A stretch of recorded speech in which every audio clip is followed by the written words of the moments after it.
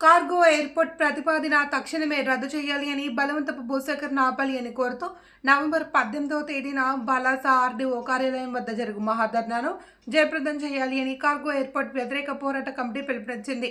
స్థానిక కళ్యాణ మండపంలో జరిగిన రౌండ్ టేబుల్ సమావేశం కొమరావాసు అధ్యక్షతన జరిగింది.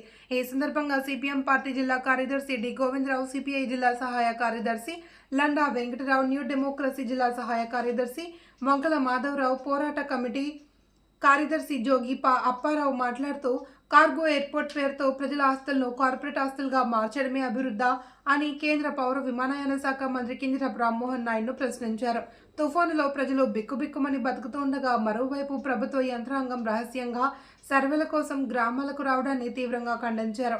శ్రీకాకుళం జిల్లాలో పెండింగ్ ప్రాజెక్టులకు నిధులు కేటాయించి పూర్తి చేయలేని, ఆఫ్ షోర్ రిజర్వాయర్ పూర్తి చేయలేని, జిల్లా కేంద్రంలో ఉన్న కోడి రామకృష్ణ ఇండోర్ స్టేడియం కోసం కనీసం 6 కోట్లు తెచ్చుకోలేని వాళ్ళు, జిల్లాలో రోడ్లు బాగు చేయలేని వాళ్ళు, కిడ్నీ వ్యాధితో చనిపోయిన వారి కుటుంబాల్లో ఆదుకోలేని వాళ్ళు ఈరోజు జిల్లా అభివృద్ధి కోసం మాట్లాడడం హాస్యాస్పదంగా ఉందని ఎద్దేవా చేశారు.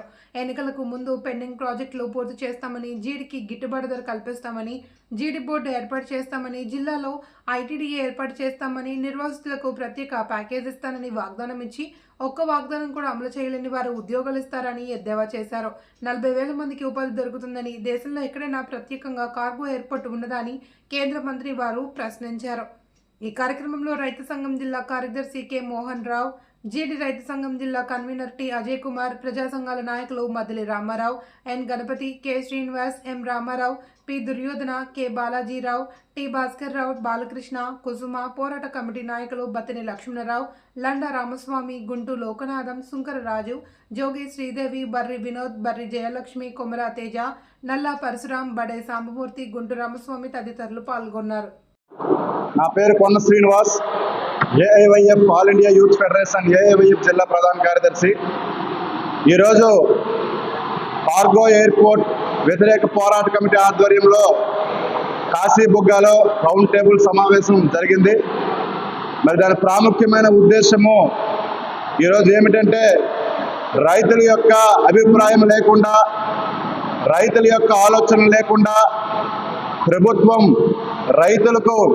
రైతుల పక్షాన వ్యతిరేక విధానాలు అనుసరిస్తూ మొన్న సోమవారం బిడిమి గ్రామంలో ఎంఆర్ఓ గారు వచ్చి అక్కడ చూసినట్లయితే ఎంఆర్ఓ గారు వచ్చి ఏం చేశారు, అక్కడ చూసినట్లయితే రైతుల ఆలోచన, రైతు అభిప్రాయాలు లేకుండా సర్వే చేస్తూ ఉన్నారు. ఇది ఏనాటికి కూడా ఈ రైతులకు వ్యతిరేకంగా చేస్తున్న ఆలోచనగా మేము భావిస్తూ ఉన్నాం.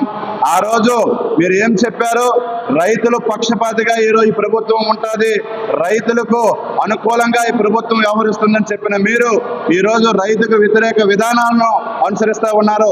ఎట్టి పరిస్థితుల్లో కార్గో ఎయిర్పోర్ట్ ముందుకు తీసుకెళ్లే పరిస్థితి లేదని ఈ రౌండ్ టేబుల్ నిర్దేశించింది. వెంటనే ఈ యొక్క కార్గో ఎయిర్పోర్ట్ ప్రతిపాదన వ్యతిరేక విధానాలను వెంటనే పక్కన పెట్టాలి.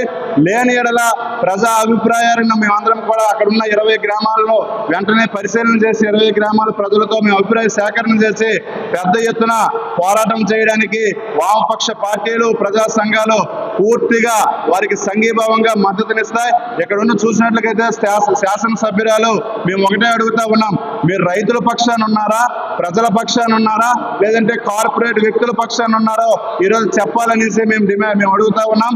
రైతుల పక్షాన ఉంటే మీరు కార్గో ఎయిర్పోర్ట్ ప్రతిపాదన పక్కన పెట్టండి.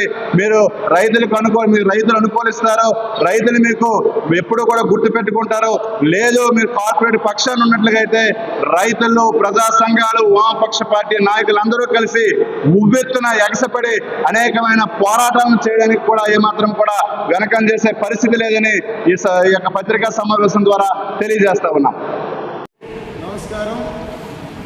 ఈరోజు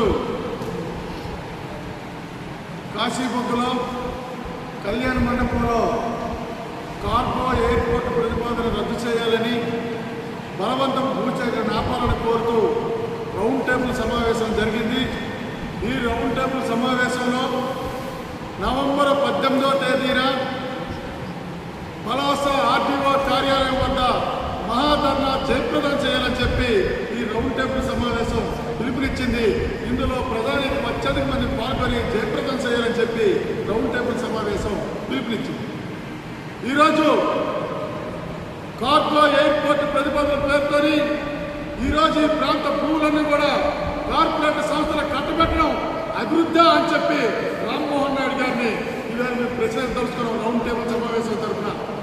అడుగుతున్న మాటే ఈరోజు ఈ శ్రీకాకుళం జిల్లాకి పెండింగ్ ప్రాజెక్టులు మీరు పూర్తి చేయలేదు, దానికి నిధులు సమకూర్చలేదు.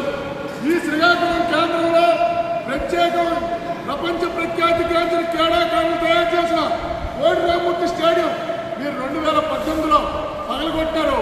ఇప్పుడు అది పునర్నిర్మాణం చేయలేపంటారు. ఇదే మీరు చేస్తున్న అభివృద్ధి అని మేము అడుగుతున్నాం. అంతేకాదు ఇండోర్ స్టేడియం కట్టమని 2018లో శ్రీకాకుళంలో 32 ఎకరాలు మీరు సేకరించినారు. దానికి ఈరోజు అతీగతి లేదు. ఇదే మీరు చేస్తున్న అభివృద్ధి అని అడుగుతున్నాం. ఈ జిల్లాలో పెండింగ్ ప్రాజెక్టులు ఉన్నాయి.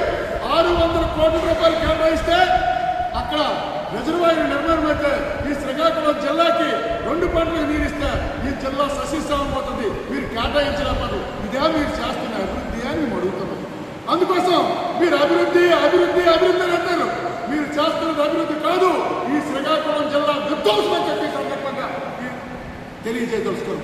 ఎందుకంటే ఈ రోజు ఇక్కడ ఆఫ్షోర్ రిజర్వాయర్ ఉంది. ఈ పలాస ప్రాంతానికి నీరు ఇస్తామన్నారు. మీరు నీరు ఎంతవరకు ఇవ్వలేదు.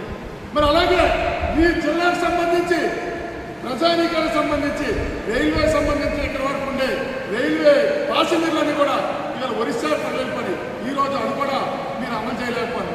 ఈ రోజు ఇప్పుడు మాట్లాడితే కార్పొ వస్తే అభివృద్ధి అయిపోతుంది, కార్పొ వస్తే ఉద్యోగాలు వస్తాయి. ఇప్పుడు వరకు మీరు ఎన్ని ఉద్యోగాలు ఇచ్చినారు అని చెప్పి మనం తెలుసుకోవాలి. అంతేకాదు ఉద్యోగాల కోసము అభివృద్ధి కోసం మాట్లాడే అర్హత లేదని చెప్పి సందర్భంగా తెలియజేస్తున్నాం. ఎందుకంటే మీరు 2020లో కాకరపల్లిలో 2020 ఎకరాల భూమి సేకరించి ఉపాధి వస్తుంది, ఉద్యోగాలు వస్తాయి, అభివృద్ధి అవుతాయని చెప్పారు. ఈ రోజు ఆ భూమి అంతా ఒక కార్పొరేట్ కంపెనీకి కారు సౌకర్యంగా కట్టబెట్టినారు. అక్కడ ఒక్కరికైనా మీరు ఉద్యోగం ఇచ్చినారా?